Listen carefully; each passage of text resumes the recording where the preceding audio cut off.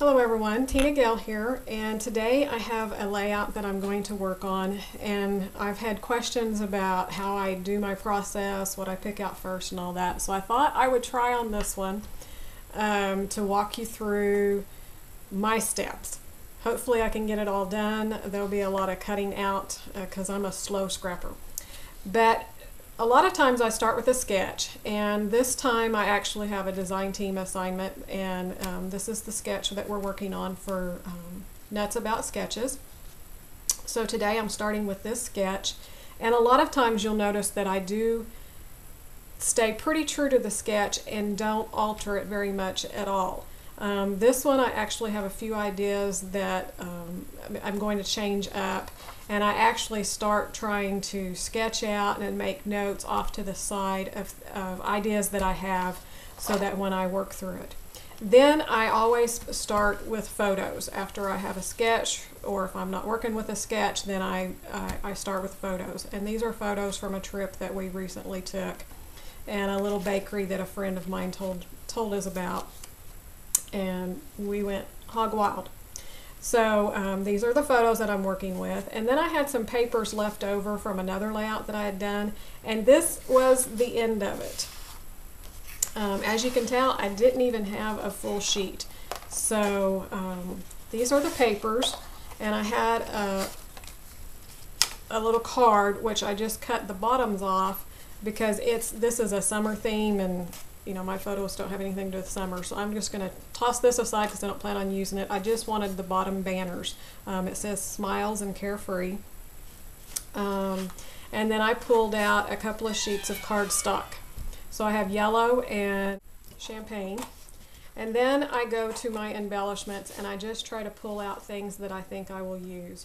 I have some hexagon wood veneers, and since the paper has hexagons, and I'm going to play with it, and some other little wood veneers, and then I just have a stack of embellishments. I don't know what I will be using. We'll see in the end. And a couple of date stamps with words that I plan on using. I plan on using that little arrow, this flare here. I had these hexagon brads I thought would work great. These little clips here are perfect color. This one, it says, "Oh, the places we will go," and it has that teal blue and some gray, some buttons, some other hexagon enamel dots, which these would be the only colors that would work, but sometimes it's nice just to fill in. Some more brads.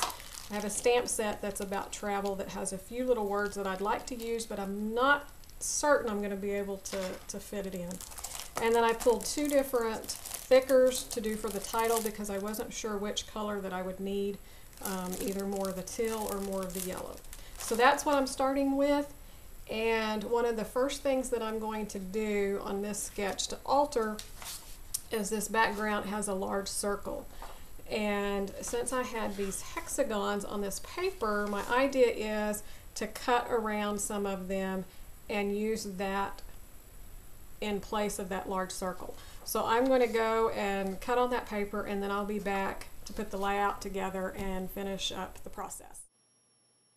Okay, so I cut the hexagon paper just around some of the shapes to try to create that background in place of that large circle that I showed you on the sketch. And then I took some smaller pieces and cut around those to use along the outside edges. Whenever I do a design that's going across the page, I like to have something along the outside of the page as it's going off of the page so that it helps your eye just keep flowing. If it's all just in the center, it's kind of makes your eye like stop, and it just doesn't have as good a flow on it usually. So if I'm doing something that's going across the page, I like to have something along the outside edges as well. Now that blue floral paper, it was an arrow on the original sketch, but I cut it and made a banner out of it to go between the two photos. And if you'll notice, I ended up cutting my background matte paper a little bit short, so I ended up just cutting it in half and pulling it apart underneath that banner, and nobody's going to know except for who watches this video. So even when you make a mistake or you cut something and it's not quite right, it can always be fixed. So just put an embellishment, you know, put your pictures over it, piece it together. The little cutaway card that I showed you in the beginning, I had cut just the 2 words off. I ended up cutting around the 2 banners so that they were a little bit more defined and adhered those to the top of the photos. And you'll notice I play with those quite a bit too before I decide where they're going. For the title, I hadn't decided yet on which color of thickers that I wanted to use, so I tried the yellow because I really wanted to use those. But most of the embellishments, so far there was quite a bit of yellow to the top and not as much at the bottom. So I really needed to bring that blue in. So that's what I decided to do. And I have those up at the top. And I ended up using the title Exit 353 because it was so funny. We were so obsessed with this bakery that we had found that on the way back we were just, you know, eagle eye out for Exit 353. In the end, sometimes these chipboard thickers, they don't stick very well, and so you'll see that I adhered them with my liquid glass, and also that blue clip that keeps kind of popping up. I used just a little bit of liquid glass to adhere it down, and then to make sure that they get set well, you can just put an acrylic block or something heavy on top. So you'll see that I put the acrylic block on top until they're set. And then for the brads, I used the new Close to My Heart piercing tool that has the embossing tool on the opposite side, just in the foam mat that it comes with, to just pierce the holes to adhere the enamel dots that I used. And then these other 2 stickers were from the Fancy Pants Park Bench collection, and I just popped the one up on Pop Dots. The other one's just kind of a little tab sticker on the top of the layout that said something special. And then my Amy Tangerine date stamp, I just stamped the date and then it had the word Travelog on the other side. And I kept trying to put that other stamp set in, but I just never really felt comfortable with any place to put the words on it. And the last thing that I did was, well, second to last, I added some of the hexagon enamel dots. Like I said before, that's just a good embellishment to kind of finish off a layout and bring it all together.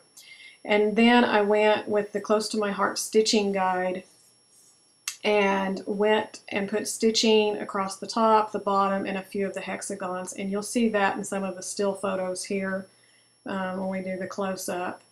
So I hope you enjoyed this. If you like seeing these, let me know, because it's something a little out of my comfort zone, because like I said, I am really a slow scrapper. But thanks for joining me, and I hope to see you back here again soon.